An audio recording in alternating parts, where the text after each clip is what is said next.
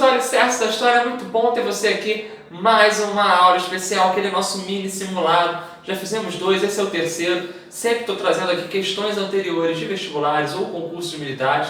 E a gente faz 7 questõezinhas nesse nosso mini simulado. É importante, aproveitando para dizer que se você vai se preparar para o vestibular, é bom que você faça também questões de concursos militares. Se você vai se preparar para concursos militares, também faça questões de vestibular, porque às vezes o aluno fica ali preso só nas questões anteriores daquele concurso e perde muita coisa. Muitas vezes as questões são próximas, são parecidas e acabam servindo de influência para bancas diversas. Então façam todas as questões que vocês puderem, tá bom? Só para vocês terem ideia, galera, nessa aula de hoje nós vamos fazer questões sobre invasões estrangeiras, período pombalino, revoltas, né? Falando ao todo de revoltas coloniais e tratados, beleza? Então são 7 questõezinhas, já deixa o seu like, já ajuda aqui o nosso canal. A única forma de você ajudar de fato o nosso canal nesse momento é se inscrevendo, é curtindo, é compartilhando para a galera, é mandando ver aí para o pessoal nos grupos de WhatsApp. Isso me ajuda bastante a continuar produzindo e vamos nessa, tá bom? Essa semana, tá? Essa semana, estou lançando esse vídeo hoje, mas essa semana também vai chegar o vídeo de Jango, João Goulart, o governo João Goulart, que é um vídeo muito importante para você aí em História do Brasil. Depois que a gente fechar a História do Brasil, vamos fechar, vamos partir para a História Geral. Vamos lá, galera. Questão 1 vai aparecer na tela. Vou começar a deixar as questões mais na tela do que qualquer coisa, tá bom? Questão 1. No romance O Continente, Érico Veríssimo aborda as relações nas terras hispano-portuguesas da América do Sul. Aí vamos lá, abriu aspas. Se entregarão as povoações à coroa de Portugal com todas as suas casas, igrejas e edifícios. E a propriedade e a posse de terreno, como seria possível fazer a mudança de mais de 30 mil índios para o outro lado do rio Uruguai sem causar-lhes danos irreparáveis. Está falando sobre uma mudança que vai ser muito grande, estabelecida a partir de um tratado. Pela primeira vez, um tratado estabelece que o território que corresponde a 7 povos das missões vai passar para as mãos portuguesas. Houve uma troca. Vamos lá, vamos ver qual é esse tratado, vamos ver o que ele diz aí. Nesse texto, o autor se refere ao... Vamos lá, gente. O tratado em questão é o Tratado de Madrid, 1750. Aquele tratado que vai ser muito importante para, primeiro, definir princípios das nossas fronteiras. O tipo cidades, da cidade, isso é muito, muito importante. E também temos a perspectiva de troca, uma cláusula que vai fazer uma exceção lá embaixo. Portugal e Espanha brigavam por 7 povos e Sacramento, então você tem uma cláusula de exceção que vai simplesmente colocar Sacramento nas mãos dos espanhóis e 7 povos nas mãos dos portugueses. Então, no meio dessa cláusula de exceção é que o autor está aí questionando, o Érico Veríssimo usa como pano de fundo para esse seu romance essa relação, esse tratado. Como é que você vai tirar muitas cabeças de gado, 30 mil pessoas e fazê-los cruzar o rio? É muito complexo. Além disso, você estaria indo para um território que condiz aos espanhóis e aí ficaria uma situação complexa, porque tiraria ali todo o conteúdo cultural. Além disso, tem a questão do trabalho também nesses 2 espaços. Então, gente, vamos lá.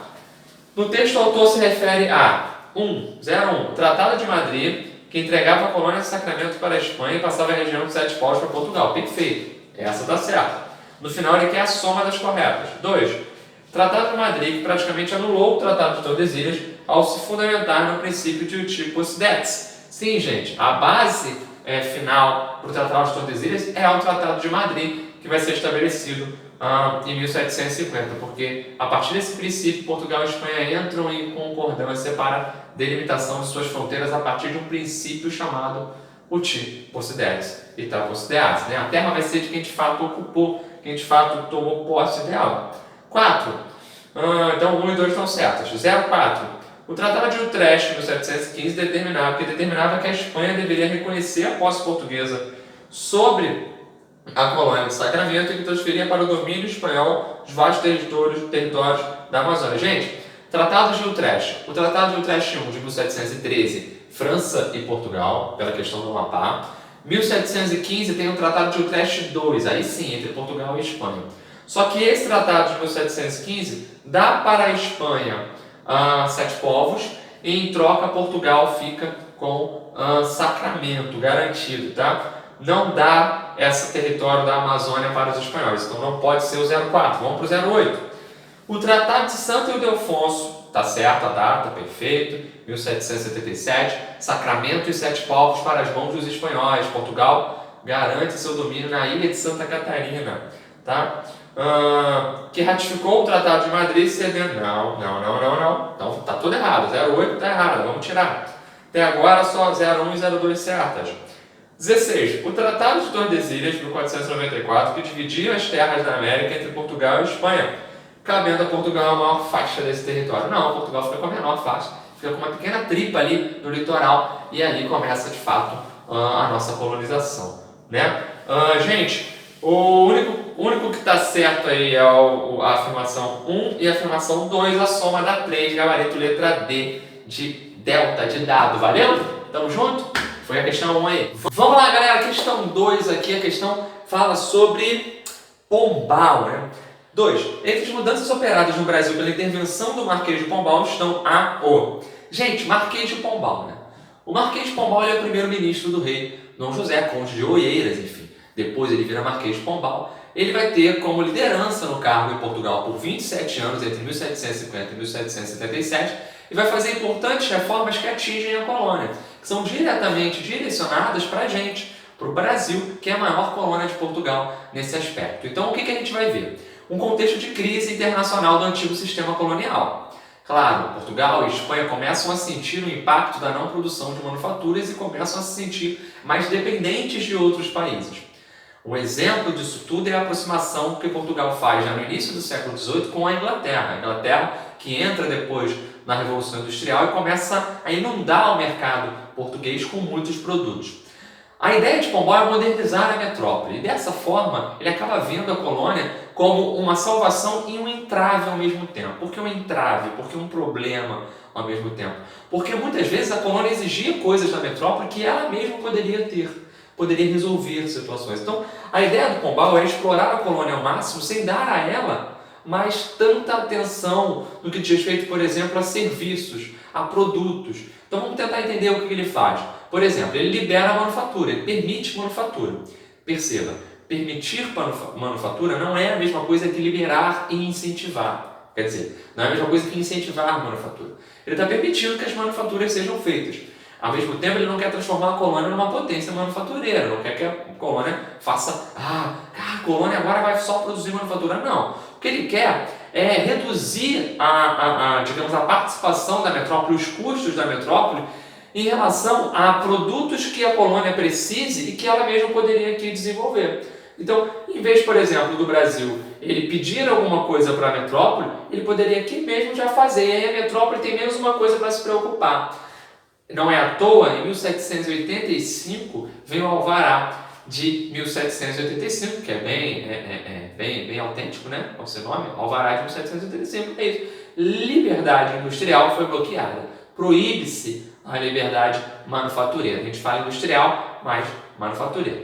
A manufatura é um aspecto de progressão à industrialização. Então, o que a gente tem é o seguinte: quando a Dona Maria chegou ao poder, ela simplesmente recua lá em relação às manufaturas com o Pombal. O Pombal que tinha permitido. Uma coisa é permitir, outra coisa é incentivar. Outra coisa que o Pombal faz, ele cria derrama. Ele volta ao sistema do quinto de forma mais profunda para a cobrança da derrama. Com isso ele acaba com a captação. A captação tinha sido criada lá atrás e tinha como grande aliado o Gusmão, Alexandre de Gusmão, que defendia a captação. Ele vai nas minas e ele transforma a captação em o quinto novamente e cria derrama, né? Aquele imposto que é duríssimo, não alcançou esse em arrobas, toma-lhe derrama. O Pombal ele faz uma reforma educacional, cria o subsídio literário, cria a participação do Estado para o desenvolvimento da educação, reforma educacional expulsando os jesuítas que ele acusava de gerar um Estado à parte aqui na colônia. Então ele cria um problema com os jesuítas, manda os jesuítas irem embora. Ele vai fiscalizar o contrabando cada vez maior em relação a Minas Gerais. Ele vai também desenvolver companhias de monopólio aqui, né? Ele cria a capitania de Piauí, transfere a capital do Estado do Brasil de Salvador para o Rio de Janeiro, depois unifica os dois estados em Estado do Brasil, sabemos que tinha o Estado do Maranhão e o Estado do Brasil, né? O Estado do Maranhão e Grão-Pará, o Estado do Brasil, ele unifica, ele acaba com o sistema de capitanias hereditárias, transformando as capitanias hereditárias em capitanias régias e criando as companhias de monopólio, ele teria um controle maior sobre algumas áreas. Companhia de Comércio do Maranhão e Grão-Pará, Companhia de Comércio, né? Companhia Geral, as duas são geral, né? Companhia de Comércio de Pernambuco e Paraíba. Não confunda, muita gente confunde. Companhia de Comércio do Maranhão, 1682 a 1685, é a lá da Revolta de Beckman. Companhia Geral de Comércio do Maranhão e Grão-Pará é a criada por Pombal, que assim que a Dona Maria I chegar ao poder, ela retrocede e termina com ela, acaba com ela. A Dona Maria I chega ao poder depois que o rei Dom José morre e ela é conhecida como a viradeira. Ela vai acabando aos poucos com o legado pombalino. Isso é muito importante. Então, o Pombal desenvolve diversas áreas no Brasil, desenvolve muitas coisas. O que interessa para a gente é o Brasil. Ele que é um déspota esclarecido, ele bebeu na fonte do iluminismo, mas ele é um monarca, ele tem um caráter político, né? O que é um despotismo esclarecido ou um absolutismo ilustrado? Pode aparecer assim para você na prova também. É simplesmente um cara que é monarca, que politicamente é vinculado ao absolutismo, mas que administrativamente, né, na questão administrativa, ele tem uma proximidade com ideais iluministas. Então, o Pombal acaba sendo influenciado por ideais iluministas. Nós temos também o despotismo esclarecido na Espanha, na Rússia, na Prússia, na Áustria, não só em Portugal, durante o século XVIII. Então, a gente acaba tendo aqui um tema que é bem legal, porque cai muitas vezes em concurso militar ou em vestibular. Esse é o Marquês de Pombal. Gente, vamos lá, letra A. Criação da Companhia Geral do Grão-Pará e Maranhão, beleza. Exploração direta das minas de diamante e incentivo à ampliação dos colégios jesuíticos. Aí não, né, gente? Por favor. Incentivo à ampliação dos colégios jesuíticos, pelo contrário, ele cria a educação régia e leiga, né? O ensino não é mais confessional. Beleza? Vamos lá. E o subsídio literário é imposto para bancar o salário e as reformas e a criação dessa escola para os professores, enfim. B. Expulsão da Companhia de Jesus, a extinção das capitanias hereditárias e a redução dos impostos coloniais. Não reduz imposto, ele aumenta imposto, claro. Pombal quer melhorar a situação da metrópole. Tudo que ele pensa é para melhorar a situação da metrópole. Muita gente vai dizer que o Pombal é terrível para o Brasil e ótimo para Portugal. Mas algum legado ele acaba deixando, né? Então, é importante pensar nisso. C. Exploração direta das minas de diamante, a extinção da Companhia Geral do Grão-Pará e Maranhão e a criação do Estado do Maranhão. Na verdade, o Estado do Maranhão já existia, ele faz uma reunificação, surge o Estado do Brasil, também não é isso. D. O apoio e financiamento da Companhia de Jesus. Aí já parou, né? O maior rival de Pombal nesse momento é a Companhia de Jesus. Então, não, ECO.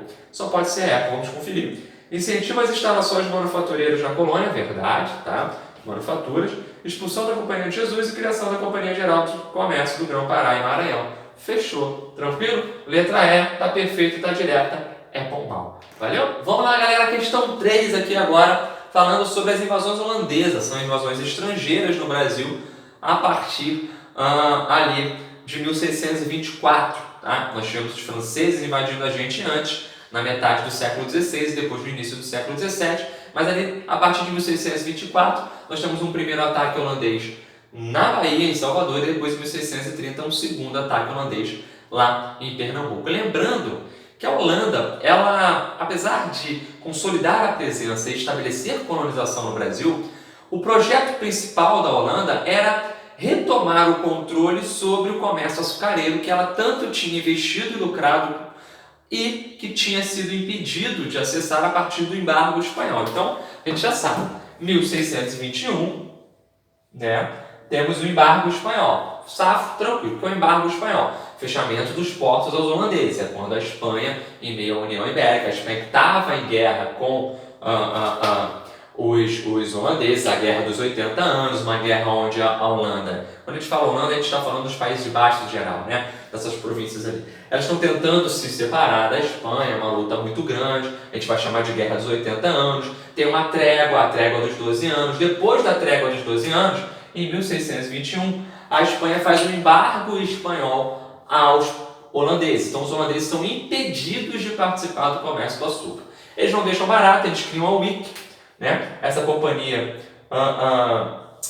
das Índias Ocidentais, companhia holandesa das Índias Ocidentais, que junto com uma outra chamada Companhia das Ilhas Orientais iria se espalhar pelo mundo buscando áreas para o controle comercial. A WIC é de 1621, a Companhia das Ilhas Orientais 1602, no início do século XVII. Então, o que interessa para a gente é a WIC. E a WIC ela não vai se apossar somente de territórios na América Portuguesa, né? Ela vai também preencher territórios na África Portuguesa. Então ela vai controlar também territórios na África. Lembrando que Portugal e Espanha, estando juntos comandados por um só rei, pelo mesmo rei, acabavam compreendendo um corpo único em forma administrativa, apesar de existir o Tratado de Tomar, 1581, esse tratado dizia que os cargos seriam portugueses e continuariam sendo portugueses, e os cargos espanhóis continuariam sendo espanhóis. Mas, como a Espanha é mais poderosa que Portugal, ela exerce controle sobre as principais partes em todo o que é o Império Colonial Português. Então a Espanha, ela ao mesmo tempo em que vai agir aqui na América, ela também, a Holanda, ela também vai agir na África, beleza? Isso é importante, ela vai dominar territórios na América e na África. E por que ela domina territórios na África? Porque ela vai consolidar o quê? A mão de obra escrava. Ela vai continuar explorando mão de obra escrava para levar para o seu território, para a Nova Holanda, para lucrar com tudo isso. Isso é muito importante. Nova Holanda é o território holandês lá no Nordeste, a partir de 1630. Vamos nessa?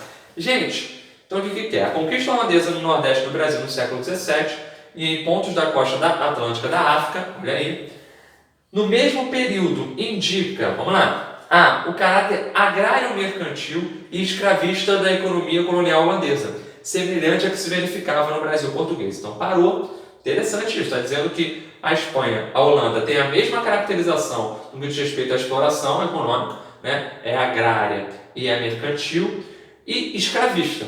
Então vamos ver, a mesma que Portugal? Vamos ver, parece interessante essa, vamos seguindo para matar. B. A necessidade de estabelecer áreas de proteção aos cidadãos protestantes que eram perseguidos na Espanha católica. Não é uma necessidade de criar essas áreas, não há relação. C. A parceria que se estabeleceu entre as populações colonizadas pelos portugueses e conquistadores holandeses visando a sua libertação. Parceria entre... Não dá. Né? Quer dizer que houve uma parceria entre as populações colonizadas por Portugal e os conquistadores? Né? E todos? Não. Visando a libertação? Não. D. O tratamento mais humano dado pelos holandeses aos escravos, o que facilitava sua compra nos portos de vendas africanos? Não. A Holanda ela utiliza de forma sistemática mão de obra escrava. Tá? Eco. O monopólio holandês sobre o tráfico atlântico, garantindo aos portugueses a fácil aquisição de mão de obra escrava. Não, pelo contrário. Quando a Holanda controla esse território, ela faz com que ocorra a fome de cativos, que é quando abaixo ali no território, que não é dominado pelos holandeses, aqui na colônia, na América Portuguesa, faltem escravos. E aí a galera vai recorrer de imediato à escravização indígena, vai explodir os casos de escravização indígena cada vez mais. Então, gabarito dessa questão aí, letra A, gente, alfa, show? Tranquilo? Caráter agromercantil e escravista da economia colonial holandesa, semelhante a que se verificava no Brasil português. Show? Tamo junto. Vamos lá, galera, na questão 4 a gente fala sobre revoltas nativistas e também sobre revoltas emancipacionistas. Você sabe, você já viu aqui no canal, tá? Que existem revoltas de caráter nativista, revoltas nativistas, e existem revoltas emancipacionistas ou separatistas. Tranquilo?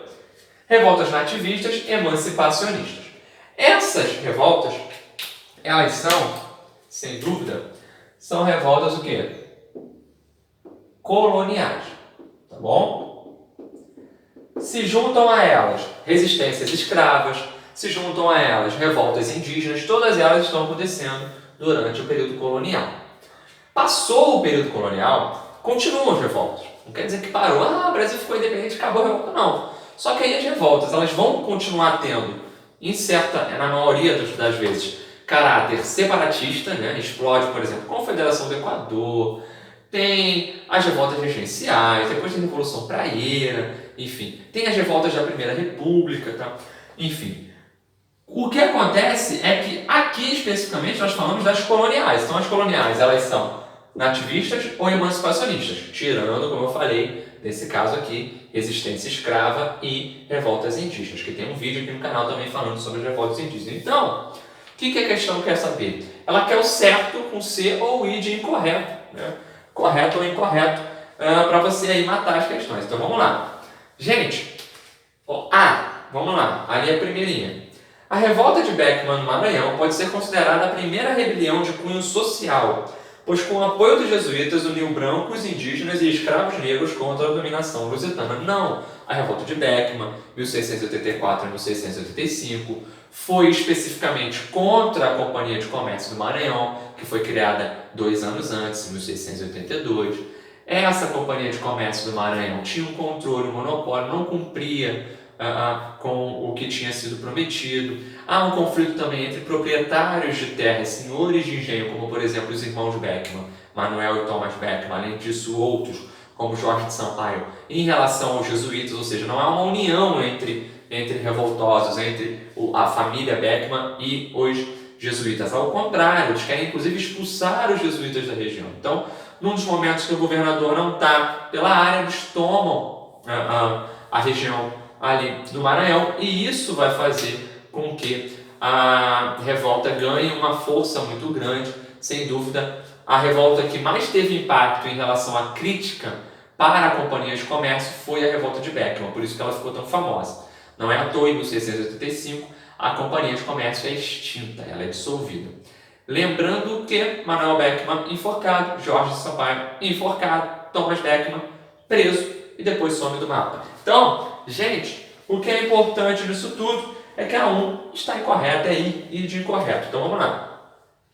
Olha só, eu adoro esse tipo de questão, porque aí só pode ser B ou C, né? Não pode ser A, não pode ser D, não pode ser S. É a 1 incorreta. Então vamos lá. Vamos comigo. 2.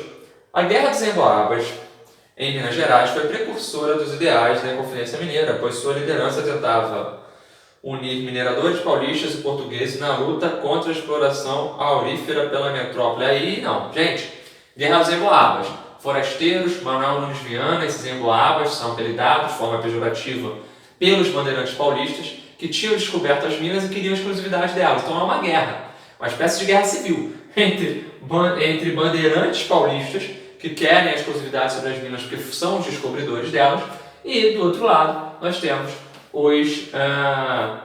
os forasteiros, na maioria portugueses, que correm para lá vendo uma oportunidade de vida naquele negócio ali de exploração. E aí, vocês sabem o que acontece, né? Sabe o que acontece? É porrada para todo lado, os paulistas perdem. Portugal não faz questão de colocar nas mãos dos paulistas o direito à exploração daquilo ali de forma exclusiva, até porque seria loucura. Como é que Portugal vai deixar que só um grupo faça a exploração? Ia demorar anos para explorar e Portugal ia perder dinheiro. Então, ele libera para quem pudesse, claro, tendo um monopólio sobre aquilo. Portugal não é bobo, a metrópole não é bobo, tem um monopólio sobre aquilo, aumenta impostos, faz fiscalização, cria as estradas viáveis, enfim. Isso é a Guerra dos Emboabas. Então, não há ideal separatista. A Inconfidência Mineira é diferente. Ela é em Minas também, mas ela tem ideal separatista. Ela movimenta Vila Rica com uma perspectiva filosófica baseada no iluminismo, na Revolução Americana. Show? Então, vamos lá. Então, ela é incorreta também. Então, vamos lá. 3. A Inconfidência Mineira teve maior conotação anticolonial do que social. O que quer dizer isso? Eu estou criticando a colônia, eu sou a metrópole, estou criticando a metrópole, eu sou anticolonial, estou criticando a metrópole que me coloniza, que me faz ser colônia. Mas eu não tenho caráter social, eu não quero, por exemplo, igualdade, eu não quero fim da escravidão, eu não quero mudar as estruturas sociais. Então, vamos lá, isso é verdade. Até aqui tá show. Foi uma movimentação de reação, um movimento de reação de colonos contra a opressão metropolitana. E seu objetivo era uma contenção da cobrança de impostos. Está certo isso, né? Contenção da cobrança de impostos é anticolonial, é anticolonização, logo tem caráter separatista. Então, é isso, gente. Letra C para eles, né? Então, I e C. Vamos lá. A última, para fechar. A guerra, a gente até já sabe qual é. A Guerra dos Mascates, ocorrida em Pernambuco, não pode ser entendida como uma revolta contra o jugo colonial, pois motivada pela disputa de poder entre comerciantes e esfens senhores de engenho de Olinda. Está certíssima, né?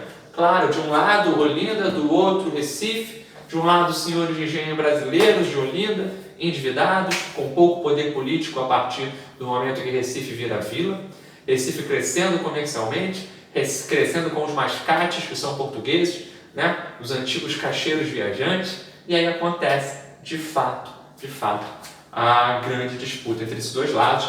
Recife tinha virado vila em 1709, ao fim do conflito, vitória de Recife, Recife vira a capital e passa a ter cada vez mais influência. Então, um gabarito aí, letra B de bola. Show? Tranquilo, gente? Isso aí. Gente, vamos lá, mais uma questãozinha, aproveitando aqui, é sobre revolta também, então vamos direto a ela. Gente, tem um textinho, texto grande, vamos partir. No fim do século XVIII era grande a insatisfação com a carestia e a opressão colonial. A isso se somava a simpatia que muitas pessoas demonstravam em relação às lutas pela emancipação do Haiti, a Revolução Haitiana, muito importante, e a Revolução Francesa. Para difundir esta ideia, fundou-se a loja maçônica Cavaleiros da Luz. Cipriano Barata, grande personagem dos Cavaleiros da Luz. Em agosto de 1798, alguns conspiradores afixaram em muros e postes da cidade manifestos exortando a população à revolução. Os panfletos pregavam a proclamação da República, a abolição da escravidão, melhores soldos para os militares, promoção de oficiais, liberdade de comércio, etc. Denunciado por um traidor, o movimento foi esfacelado. Está na cara qual é esse movimento. Claro, se você conhece a história do Brasil, você já sabe qual é esse movimento. Alguns participantes foram presos, outros fugiram, e 4 foram condenados à morte. Os 4 mais pobres, os 4 negros, né? Soldados e alfaiates, são Luiz Gonzaga das Virgens, Lucas Dantas, João de Deus e Manuel Faustino. Tá? Muito bom esse texto, muito direto. O texto acima descreve em parte a... não tem como perder essa. Revolta dos alfaiates ocorrida em Salvador, na Bahia, claro, direto. Uma revolta de cunho social muito forte, uma revolta que é incrível. Né? Entre as revoltas emancipacionistas, a gente destaca a Inconfidência Mineira, 1789, a Congelação Baiana, 1798, e a Revolução Pernambucana, em 1817. A Revolução Pernambucana é a única que sai do papel de fato, mas a mais popular, a que tem cunho social verdadeiramente, não só queria a proclamação de uma república, mas uma república popular, fim da escravidão, melhoria de salário para esses soldados, né? Melhoria dos soldos, enfim. Liberdade comercial profundamente transformadora é a Conjuração Baiana. Então, tem um vídeo aqui muito legal para você acompanhar. Então, é isso, não tem nem erro, é só conhecer. Lembrando que a Inconfidência Mineira é extremamente elitista, a Conjuração Baiana é extremamente popular. A Revolução Pernambucana brinca dos dois lados, apesar de ser mais elitista, inclusive não é abolicionista a Revolução Pernambucana, tá bom? Vamos lá, gente. Então, vamos engatilhar na 6, afinal, tá gravando, eu tenho medo, eu fico cortando para poder ver se está gravando, porque eu gravo com o celular, que ele às vezes é maluco. Então, vamos lá, vamos engatilhar aqui. A final da Copa do Mundo de 2010. Qual foi a final da Copa do Mundo de 2010? Qual foi? Espanha e Holanda. Espanha campeã. A Holanda não consegue ganhar um título, né? A Holanda já teve grandes seleções. Eu, pelo menos, vi 2 grandes seleções da Holanda. Eu vi, fora o carrossel holandês, que eu não era nascido. Mas em 98 a Holanda tinha um timaço. Poxa, jogou muito contra o Brasil naquela semifinal. Enfim. A final da Copa do Mundo de 2010 reproduziu de modo simbólico um conflito que tem origens históricas. A disputa entre Espanha e Holanda, que legal, a gente falou daqui a pouco. A gente falou agora há pouco, né? Daqui a pouco não. Pela hegemonia do comércio marítimo mundial no século XVII. Um evento diretamente relacionado a essa disputa pelo domínio marítimo foi... Legal, essa questão parte de um evento atual, provavelmente a prova é ali por volta de 2010, 2011, e para falar sobre essa disputa histórica. Qual é o evento que está relacionado às disputas entre espanhóis e holandeses no século XVII? A criação da Companhia das Índias Ocidentais pela Holanda com o objetivo de explorar as colônias e possessões espanholas. Essa está certa. Por quê? A Espanha ela tinha domínio não só sobre áreas portuguesas, mas também tinha domínio sobre áreas delas mesmas, né? Da própria Espanha, que já eram delas antes da União Ibérica. Então, com essa companhia de comércio, a Espanha, a Holanda, ela busca interferir e atrapalhar a Espanha da maior forma possível. Então parece ser mas vamos olhar as outras. A Guerra dos 30 Anos, motivada pelo interesse inglês e holandês de estabelecer colônias no continente africano. Guerra dos 30 Anos envolve um monte de gente na Europa, não é? Em relação a isso, história geral. C. A tomada do Cabo da Boa Esperança em 1650 pelas tropas portuguesas que criaram a região da cidade do Cabo. Não é relacionada a isso, tá? Está falando de Espanha e Holanda. A Guerra dos Emboabas, motivada pelo controle do comércio prevista nas regiões mineradoras brasileiras. Não tem nada a ver com uma disputa entre Espanha e Holanda. Com a criação da Companhia das Índias Orientais, que atacou posições espanholas na América do Norte. Não, nem tem. Tá? Então, letra A, certo, gabarito perfeito, letra A, criação da Companhia das Índias Ocidentais, a WIC, né? Pela Holanda, com o objetivo de explorar as colônias e possessões espanholas. Show de bola? Vou apagar isso aqui. Galera, questão 7, mais uma questão sobre o Marquês de Pombal. Importante sempre estar falando sobre o período pombalino. Gente, entre 1750 e 1777, o primeiro-ministro português Sebastião José de Carvalho Melo, conhecido como Marquês de Pombal, comandou a política e a economia portuguesa. A respeito desse período da história portuguesa e do Brasil, é incorreto afirmar, cuidado, o exceto, o incorreto, o não podemos te pega na hora da prova. Então, muita atenção em relação a isso. Vamos lá, vamos fazer juntos.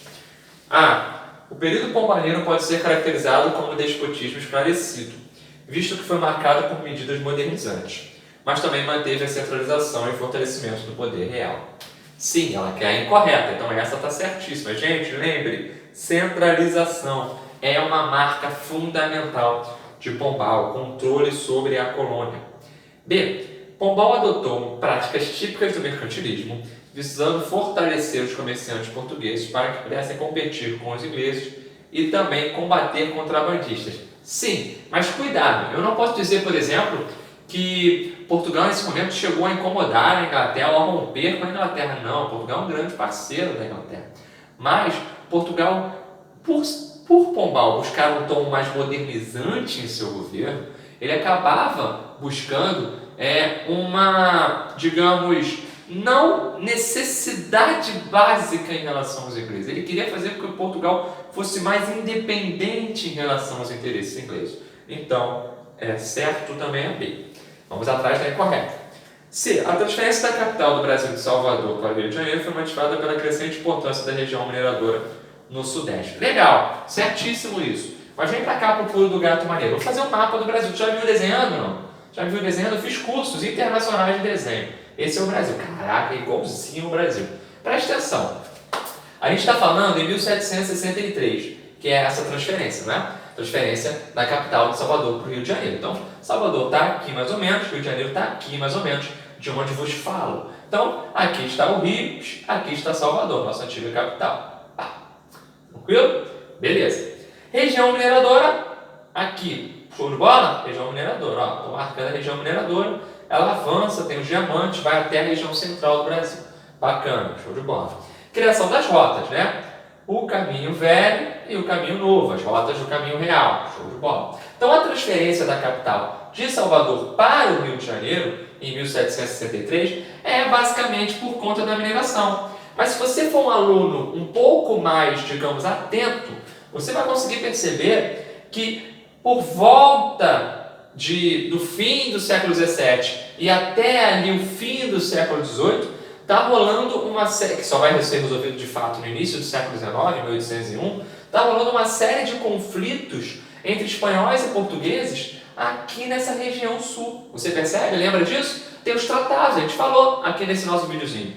Não é isso? Então a gente tem aqui, Sacramento no sul do Uruguai, temos a questão dos Sete Povos, temos a questão da Ilha de Santa Catarina, ou seja, disputas corriqueiras aqui embaixo, vários e vários tratados. Então a transferência da capital não foi somente por conta da mineração, foi basicamente por conta da mineração. A mineração foi o fator mais importante, mas ela também buscava orientar um melhor controle sobre essa área. Se eu tenho um melhor controle sobre essa área, eu preciso trazer a capital para cá. E se eu quero um melhor controle sobre essa área, eu preciso da capital aqui. Então, se eu já tenho um controle, eu preciso da capital perto para garantir. Se eu quero controle, eu preciso da capital perto para garantir. A capital era muito longe, até deslocar algum recurso, alguma coisa para cá, em caso de alguma disputa, seria difícil. Então a transferência é pensada também nesses fatores. Valeu? Show? Bom para você quando for fazer questões discursivas. Vai lá que pede 2 motivos para a transferência. Aí você fala ouro. E aí, o outro? Ouro. Ouro. E o outro? Ouro. Ouro. Ah, diamante. Diamante o outro. Bom, aí tu já sabe, um outro motivo é esse. Claro que o motivo mais forte é o minerador. Show? Então vamos continuar aqui. Vem comigo. D.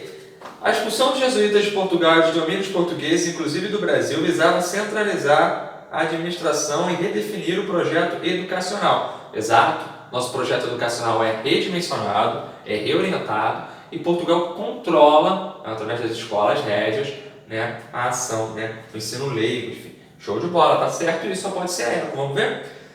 O governo pombalino reforçou a escravidão indígena. Parou. Na verdade, em relação aos indígenas, Pombal tinha uma visão diferente. De que o indígena ele tinha que se adaptar cada vez mais ao convívio com o branco, ao convívio com o colono, e que ele serviria como potencial de interesse ao avanço do território. Não tínhamos o tipo Ocidetes e Tapocedeate, vamos colocar o indígena ocupando vários territórios, que assim o território era nosso. Show? Visando solucionar o problema de reduzir a dependência do tráfico atlântico. Então, tá errado, gente. O Pombal, inclusive, faz uma lei. Essa lei vai ser, inclusive, alguns historiadores vão dizer que é a primeira lei que pega para acabar com a escravização, porque lá em 1570 tinha sido garantida a guerra justa. Você sabe disso, lá com o Mendes de Sá, que é a guerra justa. A ideia de que foi confirmada, né? Começou a nascer um pouco antes, mas confirmou com o Mendes de Sá a guerra justa. Só posso explorar a mão de obra escrava dos indígenas se esses indígenas não forem convertidos ao catolicismo. Só que Portugal acabava percebendo que isso atrapalhava o desenvolvimento da nossa colônia, dava maior poder nas mãos dos jesuítas, atrapalhava também o enriquecimento da metrópole, porque se continuasse ocorrendo escravização sistemática de indígenas, simplesmente a coroa perderia grana no comércio transatlântico, né, de escravos vindos da África. Então, a coroa gostava desse imposto que era recebido ali por esse comércio. Então, o que aconteceu? Ela começou a fazer várias medidas para barrar a escravização indígena. A última delas, a gente diz que foi a que de fato deu mais efeito, foi a do Marquês de Pombal. Show de bola? Tranquilo? É isso, gente. Fechamos a questão 7. Gabarito está errado, então só pode ser essa, que é incorreta. Galera, deixa aí seu like. Ainda essa semana temos o vídeo do João Goulart e assim vamos avançando. Vamos falar do golpe de 64, vamos falar da ditadura militar, falando sobre cada um dos presidentes militares que nós tivemos e vamos chegar até a nova república, encerrando de fato a nossa playlist de história do Brasil. Ainda faltam alguns detalhes, eu vou voltar depois que eu for para geral, eu ainda vou voltar um pouquinho para falar sobre algumas revoltas que eu não falei especificamente. Por exemplo, eu não tenho um vídeo sobre a Confederação do Equador, quero fazer. Eu não tenho um vídeo sobre contestado, quero fazer um vídeo sobre contestado. Enfim, tem muitas revoltas da Chibata, enfim, tem muitos vídeos aí para fazer. Mas enquanto não tem esse vídeo único, exclusivo, tem o bizu. Vou deixar aqui no cardzinho esse bizu, onde eu falo em geral sobre as revoltas do Brasil, tá bom? Então te peço aí o apoio, que você compartilhe. Como eu estava aqui falando, é muito difícil gravar, meu celular toda hora dá defeito. Tem vezes que quem é aluno mais próximo sabe que eu estou gravando, e às vezes eu estou falando para a parede, porque o celular não gravou, cara. Meu celular não gravou, acontece isso direto. Mas eu não desisto, estou aí por vocês, e aí a gente vai conseguir, com o apoio de vocês, melhorar aqui toda a nossa capacidade produtiva, tá bom? Show de bola, gente. Grande abraço, bons estudos, vamos juntos nessa.